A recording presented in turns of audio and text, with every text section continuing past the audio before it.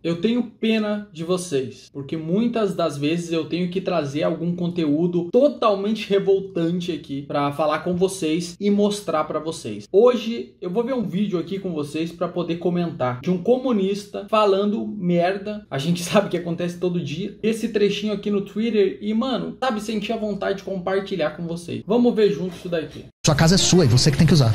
Ela é sua. Isso é estranho. Você não... Porque se você aluga sua casa pra outra pessoa, você tá explorando o trabalho dela. A pessoa trabalha, ganha dinheiro e transfere pra você pelo direito de poder morar na casa que você tem. Mas não é uma livre negociação entre duas pessoas? Eu aceito te pagar pelo imóvel que tu tem, eu quero morar lá. O quão livre é se você não tem escolha? Ah, meu Deus. Cara, olha as expressões do juvenil criado a leite com pera. Ele falou que paga aluguel. Será que é os pais dele que pagam o aluguel dele? Cara, é tenso esse camarada aqui. É tenso esses revolucionários de condomínio. Vamos voltar ao começo pra gente comentar aqui. Eles estão falando aqui, né? Um trecho cortado de podcast. E eles estão falando sobre casa, né? Sobre aluguel. De você alugar uma propriedade privada sua para outra pessoa morar e ela pagar mensalmente a casa que você construiu, tijolo por tijolo. Você que gastou para deixá-la totalmente feita para alugar para uma pessoa que voluntariamente quer pagar o aluguel mensal para ocupar, para ter o direito de usar a casa que você construiu com o seu suor. Sua casa é sua e você que tem que usar. Ela é sua. Bom, ela é sua e você que tem que usar. Se a casa é minha, é uma propriedade minha, eu faço o que eu quiser. Não é um moleque de 20 e poucos anos, na verdade eu acho que ele tem mais de 30, mais velho que eu, né? Com o símbolo do comunista que vai me ensinar como eu devo usar a minha propriedade privada. Se eu quiser colocar para alugar voluntariamente, fazer a troca voluntária com uma pessoa que quer pagar pelo direito da moradia, eu vou fazer, certo? Estranho. Você não... Porque se você aluga sua casa pra outra pessoa, você tá explorando o trabalho dela. Cara, papo reto, em que mundo que esse sujeito vive? Explorando como? Se quem procura casas para alugar são as pessoas que querem alugar. Eu, por exemplo, para chegar aqui, eu que fui de atrás, sacou? Atrás do seu marido, que é o dono dessa casa, e falei para ele, por favor, aluga para mim, eu pago certinho, quero pagar 3 meses adiantado, vamos fechar o contrato. Eu estava atrás dessa casa, tá ligado? A pessoa trabalha, ganha dinheiro e transfere pra você pelo direito de poder morar na casa que você tem. Mas não é uma livre negociação entre duas pessoas? O Petri ficou assim, mano, o Petri não é tão de direita, ele não tem um lado específico, e até ele ficou assim, mas não é uma troca voluntária entre duas pessoas, uma escolha que as duas querem fazer? Morar na casa que você tem. Mas não é uma livre negociação entre duas pessoas? Eu aceito te pagar pelo imóvel que tu tem, eu quero morar lá. O quão livre é se você não tem escolha? Ou você paga esse aluguel ou você mora na rua. Isso é uma livre escolha? Ou você paga este aluguel ou você mora na rua. Mano, tem tanto erro nessa frase dele. Porque, primeiro, não é necessariamente a segunda e a única opção morar na rua. Você pode construir uma casa também. Você pode comprar uma casa também. Tem essas opções, mas nada é de graça. Você tem que trabalhar duro para você ter sim esse direito de você comprar uma casa, morar numa casa e ter um conforto realmente. Ter várias paredes te protegendo, né, de morar no mundão. É natural, nada é fácil. A vida é dura, parceiro. Ou você paga esse aluguel ou você mora na rua. Isso é uma livre escolha? E aí, o que aconteceu? Mas é que não é assim, né? Não, O Petri falou que não é bem assim, né? Não é assim, né? Não, eu moro na rua. Eu não tenho escolha. Eu moro de aluguel, por exemplo, né? Imagino que muita gente assistindo mora de aluguel também. Sim, eu também moro de aluguel. A questão é, as pessoas que detêm a propriedade privada dos imóveis cercam isso de maneira que você não tem opção a não ser pagar o aluguel para essas pessoas. Porque a maior parte das pessoas não consegue ter casa própria. Não consegue.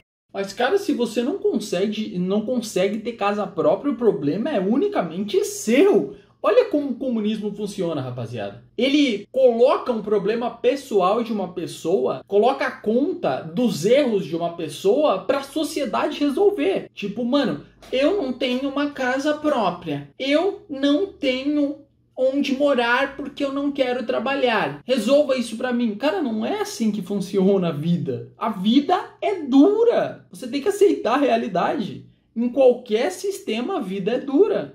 Tanto que no comunismo é o pior possível. Então essa mentalidade é tão errada. Ninguém que conquistou sua propriedade privada é obrigado a dividi-la contigo. Essa mentalidade comunista de que tudo é de todos é uma utopia maluca, radical, terrorista. Comprar a própria casa, né? Tem que financiar em muitas prestações e tal. Aluga do banco, né? Acaba alugando. Financiar em muitas prestações se você não tem dinheiro para ter aquela casa. Porque nada é de graça. Para você ter uma propriedade, é lógico que vai ter muita luta. É lógico que não vai ser fácil. Agora, é claro que no Brasil a gente tem salários muito baixos, pagos para pessoas que trabalham muito, mas na minha opinião o problema disso é unicamente, exclusivamente do Estado. Culpa do Estado. Por que nos Estados Unidos é diferente? Por que na Suécia é diferente? Por que na Suíça é diferente? Por que no Canadá é diferente? Porque os estados, o governo de lá funciona. Então, unicamente é o problema do governo daqui. E quem que controlou por 16 anos este mesmo governo, onde pessoas do Nordeste até hoje são analfabetos? Deixa aí nos comentários,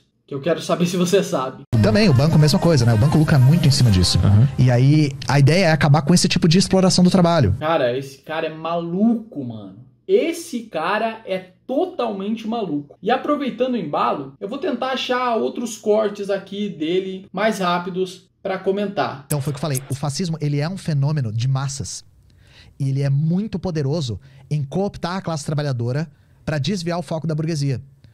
A questão é, por que o fascismo conseguiu cooptar as massas com tanta competência no... Mas, mano, o cara tá falando mal do fascismo, mas ele apoia o comunismo, que é o sistema mais fascista que nós conhecemos. Tá estranho. Tá muito estranho. Você não acha? Brasil, porque a esquerda simplesmente não estava lá. A esquerda estava muito desorganizada e muito desmobilizada. O PT cada vez menos forma militantes e está formando cada vez mais eleitores. Não coloca mais gente na rua. Desmobilizou agora o 7 de setembro. Desmobilizou e desmobilizou muito, tá?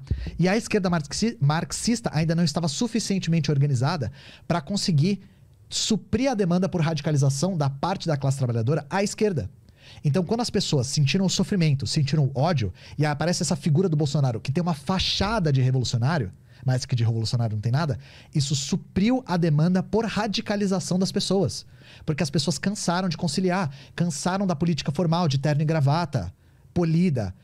E isso que ele comentou, até concordo. O bolsonarismo trouxe a vontade de revolução para quem não aguentava mais ficar conformado. Essa cultura do terno e gravata e... Não, veja bem, a gente vai trazer, vai acabar com os preços altos, a gente vai trazer uma política que vai pensar nos pobres. O povo estava cansado, é por isso que o bolsonarismo chegou para tacar fogo no pavio, onde as pessoas já estavam cansadas disso e queriam fazer mudanças mais radicais, porque o Brasil precisava disso. E aí quem estava lá na hora da radicalização? O Bolsonaro. Lembrando que muitas dessas pessoas não têm o direito de ter contato com a esquerda, tá, gente?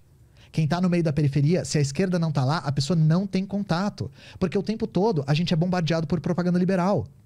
O tempo todo a gente tá sob a influência da direita. Porque a direita representa os interesses da classe dominante. Aí você imagina, se a pessoa é da periferia de São Paulo e ela vai para... Cara, eu não consigo entender isso. Então por que a Globo é esquerdista?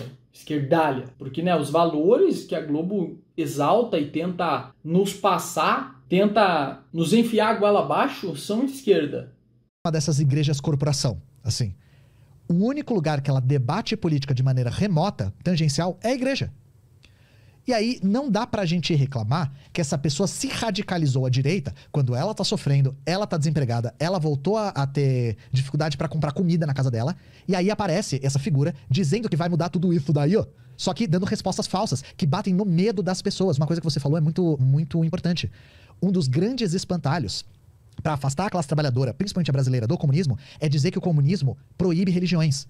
Gente, nenhuma experiência socialista proibiu religião. Ah, cara, pelo amor de Deus, o cara tá falando que o comunismo não força realmente uma radicalização no quesito dominação, ditadura, e que realmente não vai prejudicar as religiões. Ah, pelo amor de Deus, cara. Olha o que a China, o que tá acontecendo na China, e a China, né, é um meio termo. Agora olha a Coreia do Norte, olha a Venezuela. Tu tá falando que tem liberdade de expressão religiosa nesses locais? Mesmo? Cara, é inacreditável, velho. É inacreditável. uma pessoa como este cara falar de liberdade sendo comunista, que é um sistema ideológico que mais dita regras e patrulha pensamento? Nenhuma. O que as experiências socialistas fizeram foi proibir a ingerência da igreja no Estado.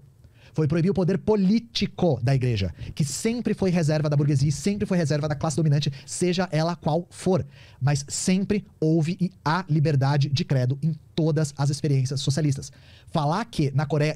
Falar de liberdade numa experiência socialista. Eu nunca achei que eu ia escutar isso na vida. Por isso que é bom a gente sair da nossa bolha de vez em quando para escutar o que esses malucos têm a dizer. Só pra gente voltar correndo pra dentro da ideologia da direita e saber que você tá certo, é isso mesmo. Você tá no caminho certo. Sobre a Coreia, e que esse eu já vi vlogger de viagem falando. Se eu entrar com uma bíblia aqui, eu sou preso. Gente, a Coreia tem igreja em Pyongyang, tá? A Coreia tem cristianismo aberto. Olha, cara, eu não gosto de argumentar rindo, mas é que isso é inacreditável. Inacreditável. É lógico que o comunismo não necessariamente é contra uma religião ou outra, mas é um sistema ditador, que quando a igreja começa a incomodar, é lógico que a igreja vai ter suas portas fechadas. Eu não tô na Coreia do Norte, então eu não gosto de falar com propriedade como que funciona lá, mas a gente sabe como que uma ditadura basicamente opera. Você pode ser cristão na moral lá. O que essa igreja não pode é eleger parlamentares. Essa igreja não pode comprar uma bancada da Bíblia. Isso não pode. Só que em nenhuma experiência socialista... Entendi. Não pode. E beleza, tá certo. Não deveria mesmo. Mas quem faz o controle? Quem diz isso pode, isso não pode? É alguém melhor que a igreja? É alguém que tem um Deus? Que uma pessoa pode dizer para outra o que ela deve ou não fazer? O que eu tô falando é que se a igreja quer lançar candidatos e quer influenciar de certa forma na política, pelo que ele falou mesmo, é proibido. Isso já quebra toda a questão da liberdade de expressão, a liberdade de influenciar, que é uma liberdade básica do ser humano. Ou deveria ser. A gente não pode comprar uma bancada da Bíblia. Isso não pode.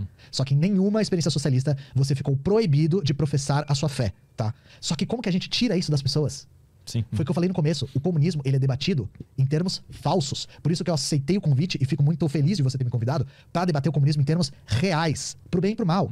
Porque se for para você não gostar, se for para você não aderir à esquerda radical, que seja pelos termos reais e não por espantalhos. Mas eu acho também que além da esquerda estar ausente naquela época de revolta, também essa coisa de chamar todo mundo de fascista pega mal. Eu acho que a palavra fascista, ela tem que ser usada com parcimônia. Eu concordo com quando você. você fala que o Bolsonaro é um movimento fascista e das milhões de pessoas que votaram nele estão Petri mitou nessa, hein? nesse barco, o cara que votou nele, que é da classe trabalhadora, ele te vê falando, ele fala, pô, eu não sou fascista, só gostei do cara, entendeu? Sim. E aí afasta mais ainda esse cara que poderia aderir a algo de esquerda, né? Eu concordo plenamente com você, porque com a classe trabalhadora, gente, mesmo a classe trabalhadora radicalizada à direita, a gente tem que ser fraterno, tá? Claro que tem pessoas que são inconvertíveis. Só que chegar hostilizando essas pessoas é ineficiente. Não funciona. Então, você chegar pro cara, apontar o dedo pra ele e falar, você é um fascista porque você votou no Bolsonaro, pode ter certeza de que... Eu sei que é impopular o que eu vou falar aqui pra quem não acompanha tanto política, mas o fascismo é esquerda. O fascismo é de esquerda.